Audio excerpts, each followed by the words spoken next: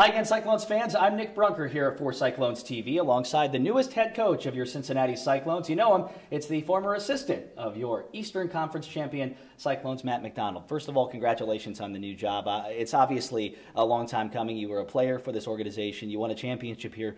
Take me through the mentality when you found out you were going to be the next head coach. Well, I was excited. You know, this is a great honor. And this is an organization that I obviously hold close to heart with the success we've had in the past playing here, my family being from here. So being able to take over as head coach is definitely an honor and something that I'm ready to get going. I was going to say, you think back to those playing days, and did you ever think that you were going to win a championship and then coach in the same city? No, you don't. I guess you don't always plan it that way, but for it to work out that way is it's great. It's great. I'm excited. What's the biggest thing you've learned over the last couple of years? You've had two different coaches to kind of work under, Jared Scaldi, of course, a couple years ago, and then last year Ben Simon. Is there anything in particular that sticks out as a big takeaway coming into your first year as a head? Yeah, you know, the biggest thing is probably communication.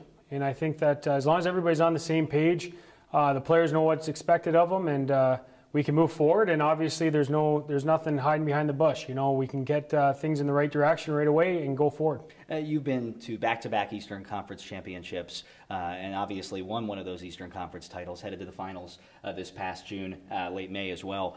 Is there anything that you can point to say maybe these are the contributing factors as to why this team has been so successful over the last two seasons?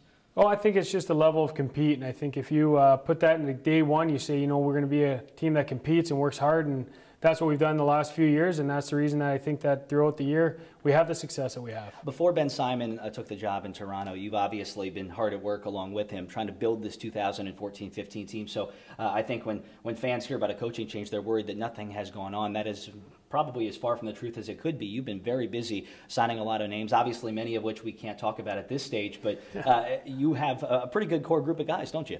Yeah, we do. We're going to have a lot of fresh faces, but also, you know, the core group of guys are going to be back that have helped us in the last 2 years be successful and continue for this year. Obviously, you were successful over the last two seasons as an assistant, so I would imagine that your team, led by you behind the bench, as opposed to Ben or Jared, may have a little bit of a different flavor, yet hopefully getting the same results. If you're going to maybe point to a Matt Macdonald coach team, try to describe what that would be. How would you describe it?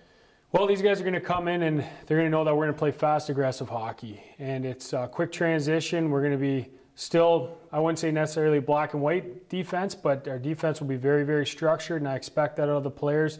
But also give them a bit of leniency offensively to be creative and try different things, because I think that if you can give players the opportunity to, you know, try things offensively and have a bit of success with it, a lot of creativity comes from it, and we can feed off of it. You've had some great success with the affiliates as well. Both Nashville and Florida over the last couple of seasons have done a great job bringing players down here and getting them seasoned. Is it nice kind of having the relationships with people at the American Hockey League level already in place, not having to kind of reintroduce yourself and start from scratch?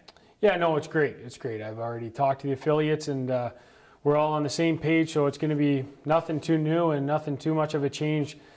Just I'll be the guy of communication for them. It's kind of a unique situation for you. A lot of coaches come in with really no ties to Cincinnati, maybe some relatively weak ties. Even Jared, for an example, a couple years ago, played for Cincinnati way back in the early 90s.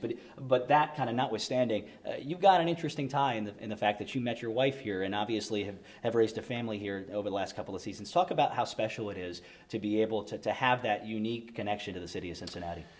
Well, this city, this organization means everything to me, and you know, like you said, when I was playing here for 3 years, I met my wife, and we've got a daughter now, and we got our family. This is my roots. This is where I've been living for the past few years, and it's something that I'm excited to continue on. And this organization has always meant a lot to me. It was the first championship I won was here, and you know, I want to bring that back.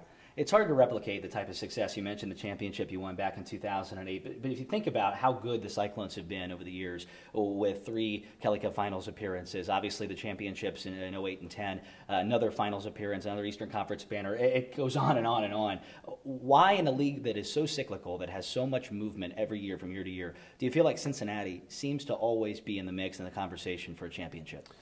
Well, I think there's a few different reasons. The city itself, it's a beautiful, great city. You know, a lot of people want to come here for that reason. The organization is one of the best, if not the best, in the league, which always promotes a lot of players moving up to the American League. That's another reason. And also the fans. Our fans have been diehard fan since day one, and it's growing every year, and I think it'll continue to grow throughout, and it's people that come to this game with a lot of passion, and it gets our guys amped up in the room. Obviously, the other big news over the offseason has been the divisional realignment and the addition of the Indy Fuel, a relatively close geographical rival, although they are going to be playing in the Western Conference, whatever that is for worth.